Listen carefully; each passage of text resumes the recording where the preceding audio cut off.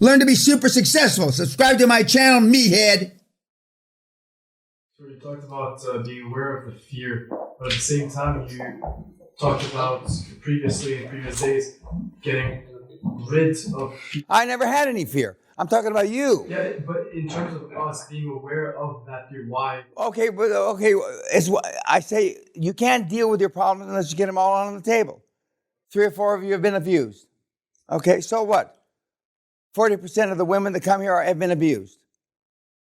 Only about 25% of the men have been abused, sexually abused.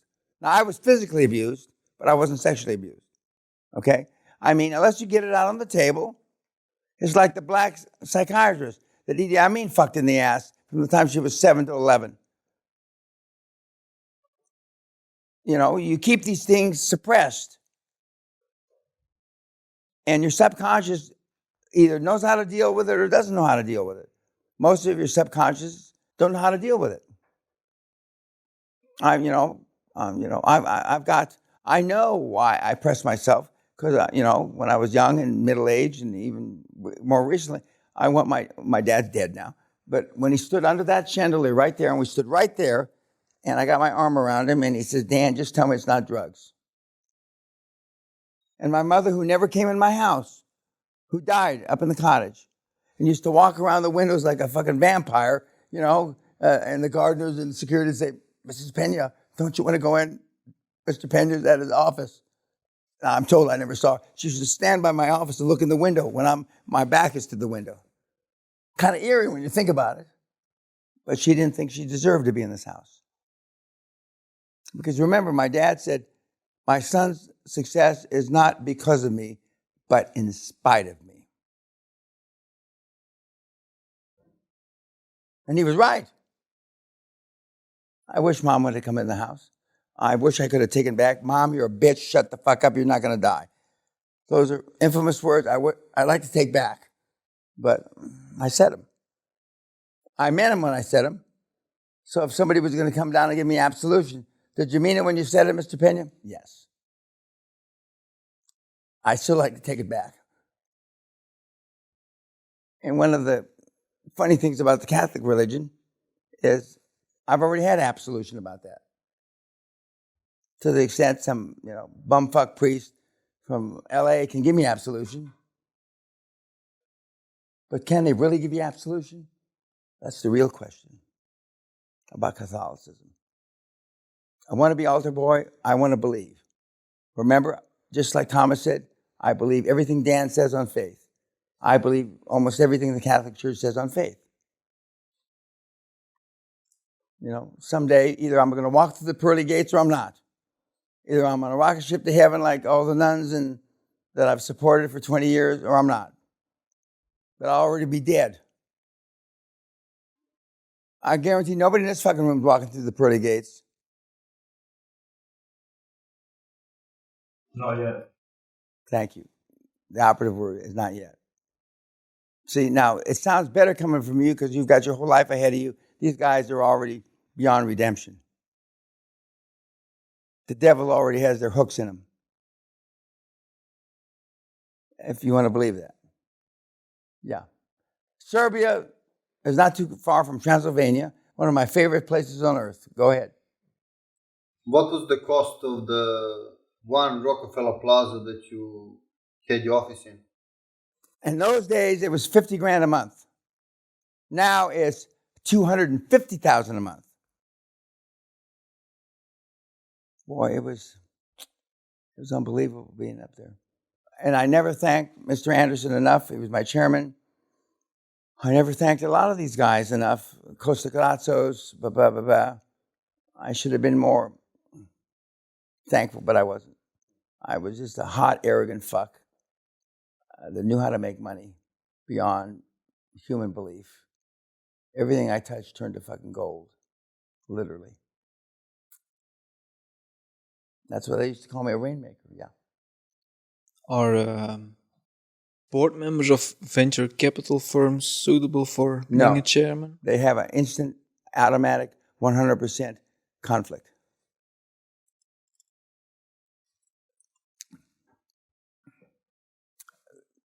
I'm surprised Sally hasn't been down to yank me out. What time is it? Oh, well, I'm 7 minutes off. Normally at 11. What are electrodes? Have you heard the joke about why Jews are circumcised? No. Because wife won't touch anything that's not 10% off. Oh, fuck. I've never heard that. That's funny, though. That's funny. That's funny. Not on YouTube, Oh, fuck. 10% off. That's cute. That's cute. God almighty, that's cute. That's cute. Oh, fuck. I've heard a lot of jokes about the Germans. I've heard a lot about jokes about Siemens. I've heard a lot of jokes about Arabs when I was in business with them. I've heard a lot of jokes, but not that one, when I was in partnership with the Israelis. Some people say, we're talking about diplomacy and saying the right thing. Some people say, because I was able to, at the same time, simultaneously, have ongoing, significant, heavy-duty money relationships with the Kuwaitis and Israel at the same time, is one of the hallmarks of diplomacy, and which I did. You know, and they used to make jokes about Peña will take money from anybody, the Jews or the Arabs. A lot of truth in that, but I was able to walk that fine line because I knew, and I was a fair-haired boy of the Kuwaiti government for 9.5 years, and I was a fair-haired boy for about 4 or 5 years of the Israeli government. But people want to deal with winners. And they overlooked the fact that I flew from Kuwait to Israel and vice versa. They overlooked it. They turned a blind eye. Is that the right way of saying it? They turned a blind eye because I was successful for both of them. And I never shared confidences from one to the other. But to be fair, they never asked me. They never asked me.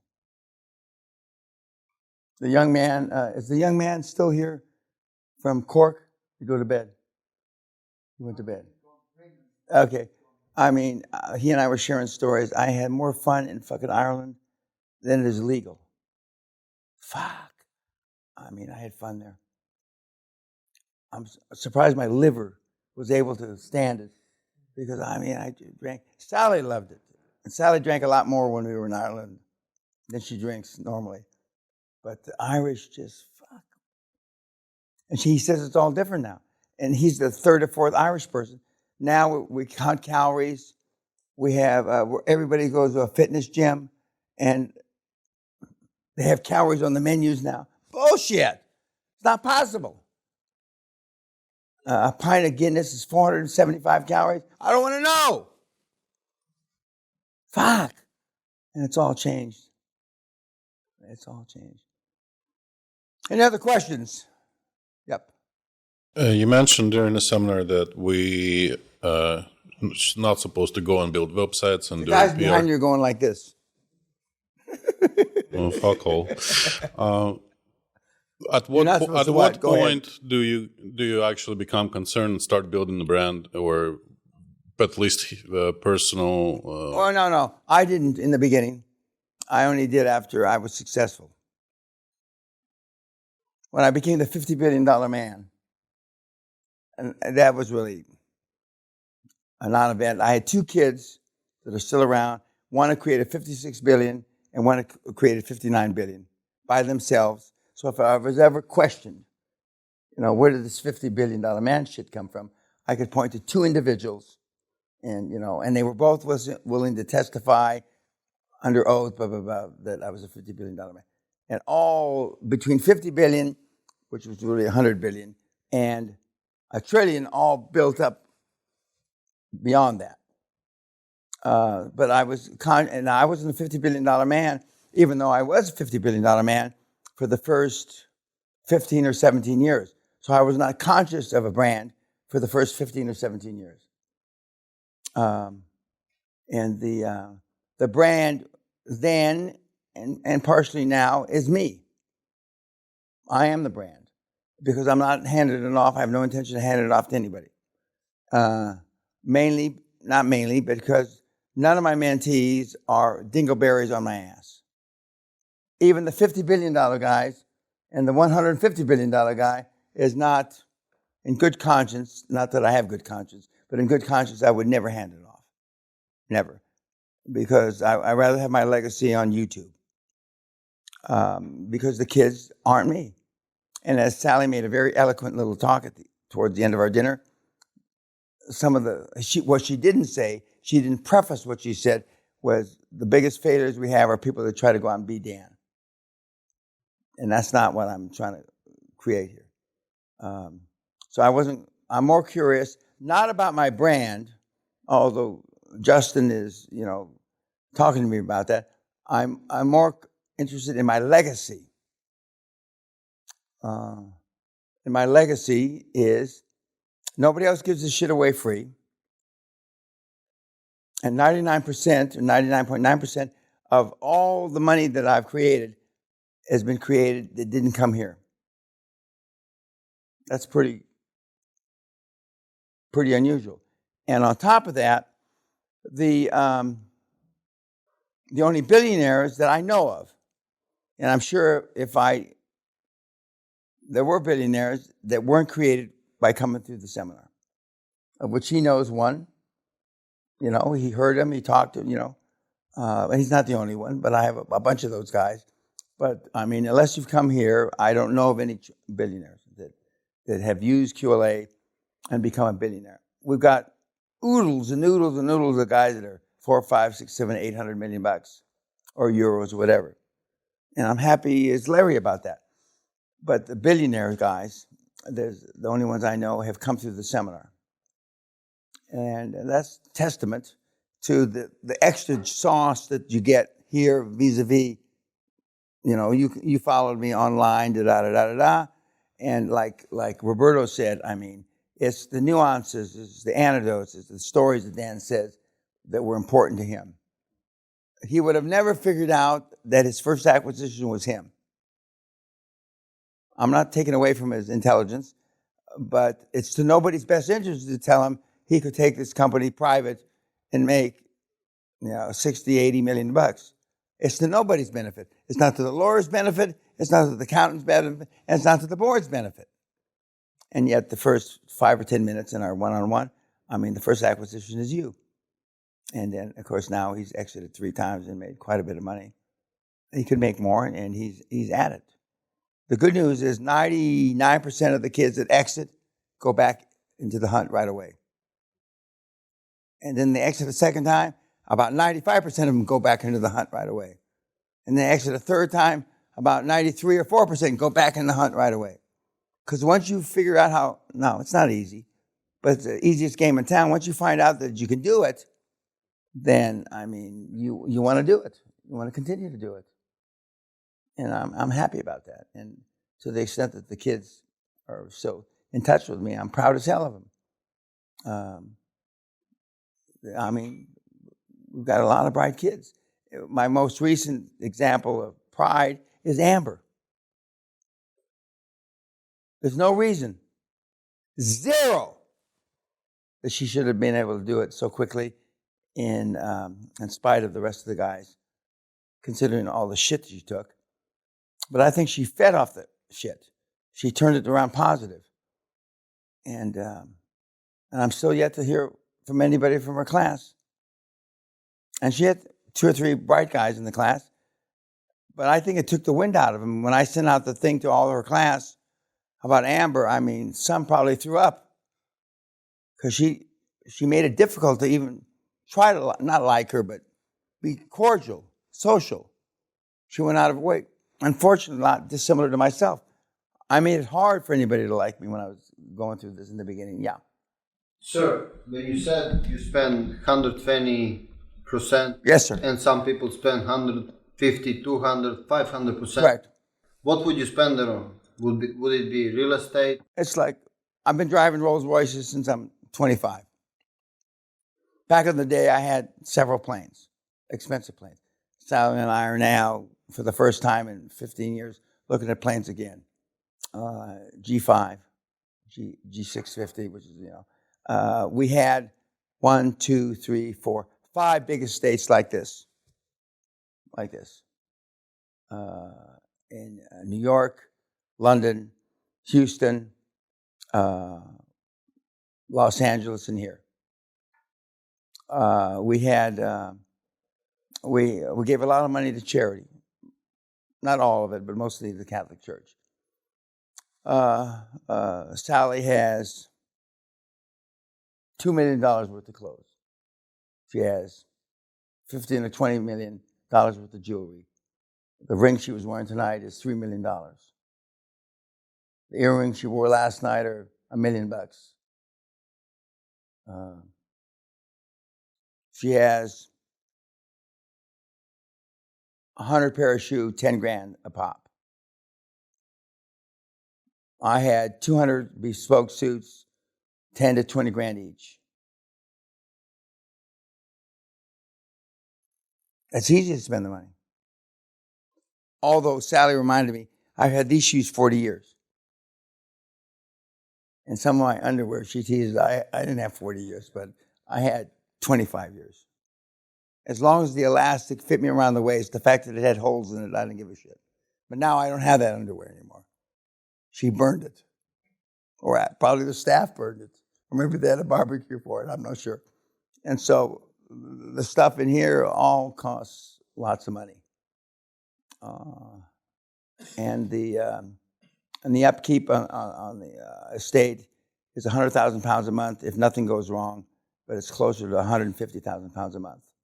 So, I mean, I've got a lot of stuff to spend it on. I don't wear jewelry, although I have probably $1 million worth of watches, pocket watches. So it's easy to spend money. When Sally and I go into a store, and I'm not being braggadocious, Sally and I go into a store, we never ask how much it is. We never bargain for a price. Never. We're big tippers. 30 to 50% tip. Sally and I used to work for 5 cents an hour. A nickel an hour. So that's where we spend the money.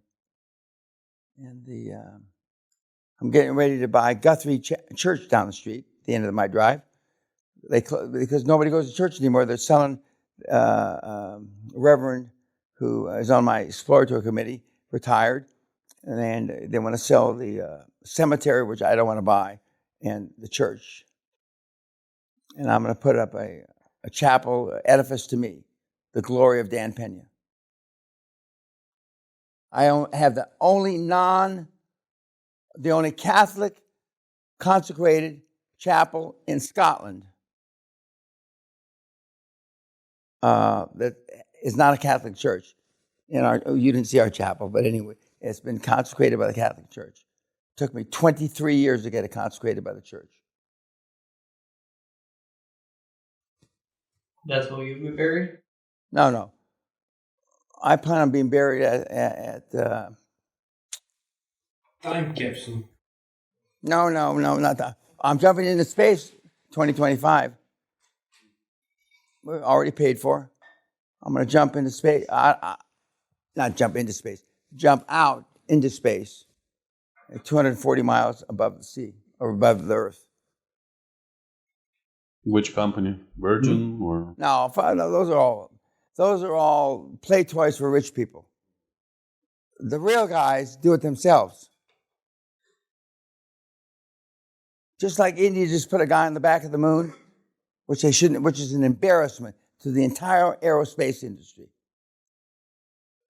Because the Indian aerospace industry is 50 years behind. 50.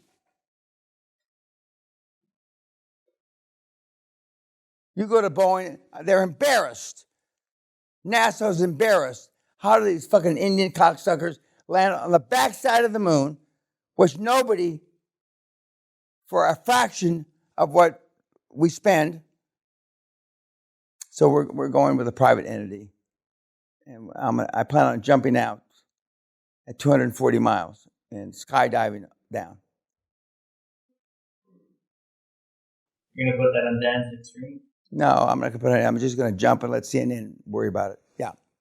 So I think it could be useful as a last reminder for everybody. It's one of the, Me jumping out of space? No. no, that's specifically. It's one of the questions I asked you in our meeting, considering I was probably. Oh, I know that she's there. Are you giving me the jolt? Okay, go ahead. Last question. Before we all leave, as we all will go on to our own paths, Really? if we were to never come back again, I hope you don't. what would you leave us with? I'd leave you with, just fucking do it. Few of you would benefit, no, all of you would benefit from hardcore, and I'm not trying to sell it, because you'll be around with people in this particular group.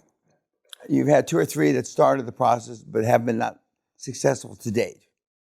At the hardcore, there's a few people that have actually, pulled the trigger and been successful. But saving that, you are who you will be judged by who you hang around with. And right now, you're not hanging around with high performance people. I know he hangs around with one of my up and coming stars, ostensibly, and that's Other than that, I don't know who he hangs around with. Probably nobody that's worth a shit, having known a little bit about his background. But the trouble with somebody like Cyclops is he's had monetary success in life.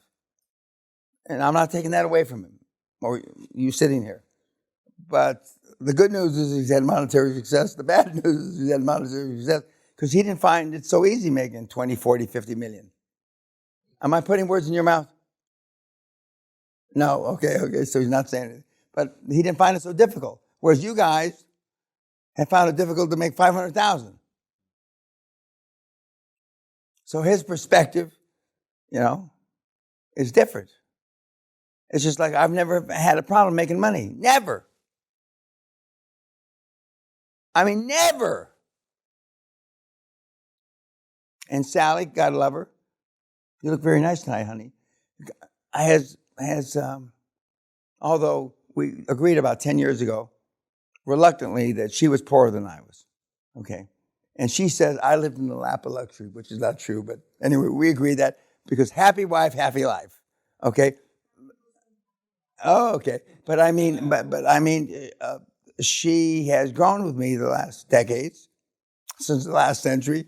And we've grown together and, learned to spend a lot of money. So my words to you are who you hang around with. And most of the people you hang around with aren't people you should hang around with vis-a-vis your future to be or to experience, generational wealth. We sent our daughter to Boston to go to school. We had the right intentions, but we thought everybody that went to those kind of schools was high performance. Now, you can attest that they're not. Okay? You're not. But we naively thought it was better than the Texas school where they were shooting people in the street, So we sent her there. But you have the opportunity now to pick and choose who you not hang with. I mean, the high performance people I know don't hang. Your goal, not your goal. One of your goals should be the billionaire calls you up on New Year's Eve and says, can you do me a favor?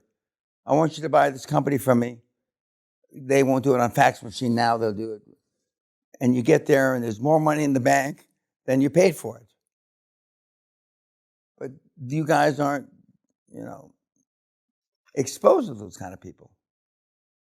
And it should be, I'm not putting words in your mouth or additional goals for you, but you should aspire to that. And I did it maybe because I was insecure. I'm not sure. Maybe because I'm from the hood. Maybe because my mother swam across the Rio Grande. I'm not sure why. Or a combination thereof. But my mother always pushed me. And my wife, Sally, knew my mom. Always pushed me. It was important to her how I dressed. not like a poor person from the hood. It was important for her that my clothes were pressed and clean and shit like that. And although I told you, when she lived here, she didn't come in. She used to stand, I'm told, she used to stand at that window. Just think about that. And where some of you didn't have a mother or father. Okay, would you rather have a mother or father that you didn't have, or one that never came in your house because she was so insecure and she stood at the window and talked to the security guards? One more question, yeah. How did you get to meet Bucky Hunt? Because I was at the Dallas Petroleum Club, and he was sitting by himself. Nobody wanted to sit with him, not just because he weighed 500 pounds, and he would fill up the whole couch. And I went over there and said, "Excuse me, can I join you?" That's how I met him. I mean, literally, there's 300 people in the Petroleum Club, and he's sitting by himself. Now, when I bumped into him at an airport a year ago, 6 months or whenever it was, a lot of people don't know who I am. More people know who I am now, and they stop us in the airport. And, don't retire, Mr. Peña. You know, you've changed my life, yada, yada. And I enjoy all that. But I can imagine, like some of the guys that are inundated with these kind of sycophants. Sally and I started flying privately again, our own planes, and we only fly basically commercial when we're going across the water to Japan or Hong Kong or the United States, and now we take private planes because we don't want to go through the hassle of bumping into you guys at airports. If you see me at an airport, pretend you don't know me. Just, it's not likely, other than if it's an international flight, you won't bump into me. But, just, I wonder who that old git is, staggering around, When I had some operations on my legs and knees and hip, Sally, I had a wheelchair. One of the most demeaning experiences of my life. Being shoved around shoved around the airport in a motherfucking wheelchair. I'd rather be dead. So, but in that order, kids,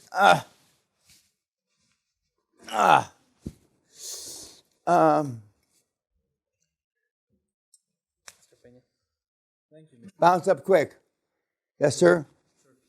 Thank you. Ein, zwei. Thank you, sir. Good to see you. Okay.